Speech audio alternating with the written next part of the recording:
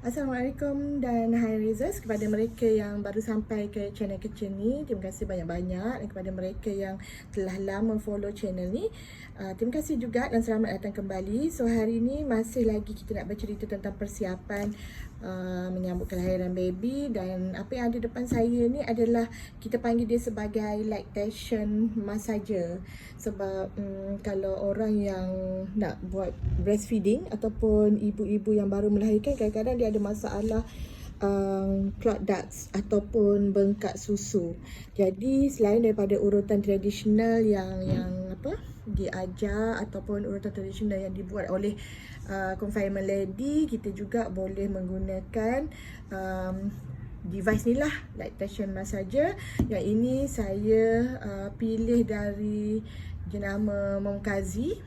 Sebenarnya ada lagi jenama-jenama yang premium, yang mahal yang lain.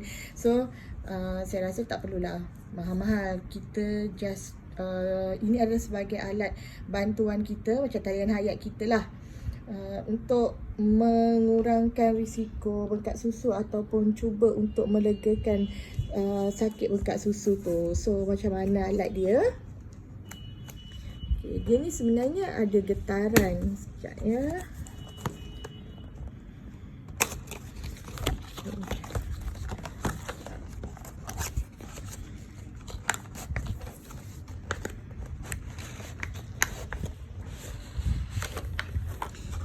Itu adalah alat dia. Dia datang sekali dengan USB kabel. Okay. Apa yang menariknya, dia punya tempat charge ni dia menggunakan magnet. Okay. Contohnya kat sini, kita just tampal je charger dia kat sini. So kita boleh charge lah. Adapter dia tak bagi, kita pakai je lah adapter kita sendiri. Kemudian dia ada ni beg penyimpanan. So maknanya nanti kalau kita dah tak nak guna kotak ni, kita boleh lah letak dia dalam beg ni dan senang lah nak bawa ke mana-mana. So kalau kita tengok, alat ni lebih kurang macam mouse lah. Okay, so ini tempat untuk charge dia tadi. So ini tempat untuk on. Kita try untuk on. Okay, dia bergegar. Dia bergegar dan yang ini 1, 2, 3 untuk menguatkan gegaran. Yang tengah ni adalah controller dia. Satu ya kak. Okay, so kalau kita nak tukar kepada 2, kita tekan je lagi. Kita baru 1. Sekejap saya pun tak berapa mahir lagi benda ni. Dah. Okey, ni dulu tak menyala. Sekejap kenapa dia tak menyala? Satu menyala. Sekejap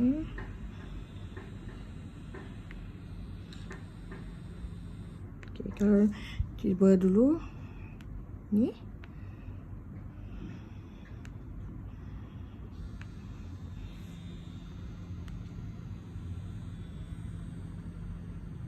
Okey, dia menyala 1. Okey, itu 1.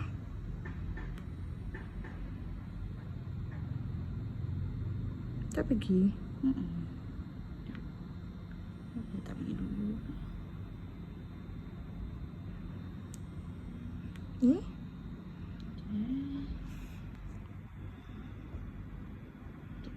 Lepas tengok 1. Tadi baru je dia menyala untuk 2, 3. Tak pergi juga. Tak menyala, tak pergi.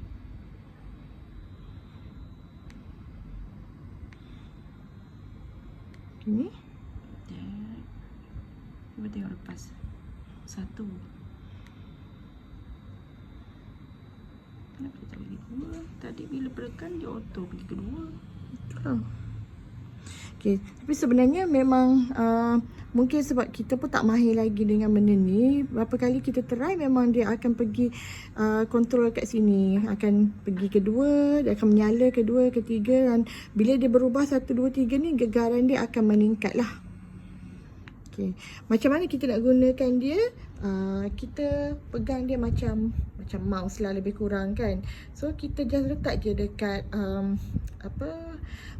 breast tu, mengikut aliran yang macam mana, seperti mana urutan tradisional tu. Cuma bezanya kita menggunakan gegaran daripada device ni.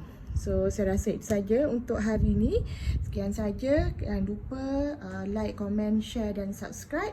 Dan kalau ada apa-apa cadangan sebagainya, silalah letak di kolom komentar. Terima kasih.